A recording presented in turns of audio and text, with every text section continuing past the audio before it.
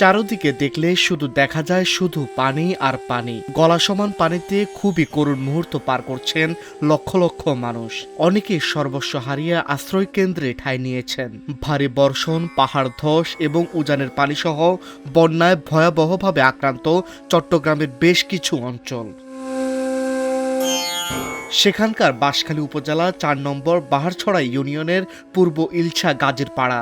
সাম্প্রতিক বন্যায় এখানকার অধিকাংশ বাড়িঘর পানিতে তলিয়ে যায়। পানি কিছুটা কমতে শুরু করলেও অনেক পরিবার এখনও দুর্বিষহ সময় পার করছে। তাদেরই একজন আব্দুর রহিম। বন্যার পানিতে তলিয়ে গেছে তার বসতঘর। নষ্ট হয়েছে ঘরের আসবাবপত্র, খাদ্য সামগ্রী সহ প্রয়োজনীয় অনেক কিছু। পরিবারে ৬ সদস্য, মাথা গোজার ঠাঁই নেই, তাই চরম অনিশ্চয়তা নিয়ে দিন কাটছে আব্দুর রহিমের। জিন মাল সামান আছে, একখান মাল সামানও বাইর করে নিতে পারি। এই সম্পূর্ণ জিনিস বেগিন চালসহ ডাবাইসহ মিলতলা আছে।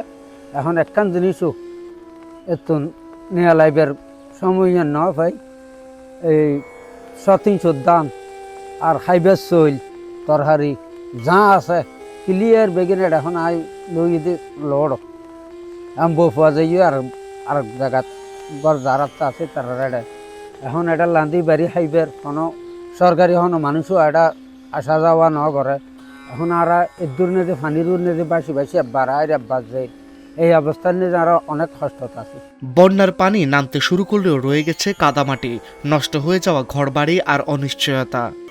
তো এটা আর কি হইল কিন্তু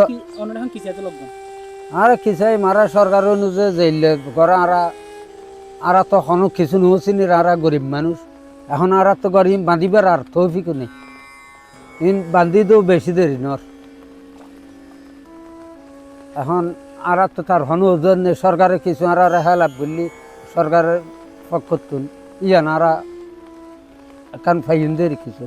নতুন করে ঘর মেরামত, খাবারের ব্যবস্থা এবং স্বাভাবিক জীবনে ফিরতে প্রয়োজন সহযোগিতা, এমনটাই দাবি আব্দুর রহিমের।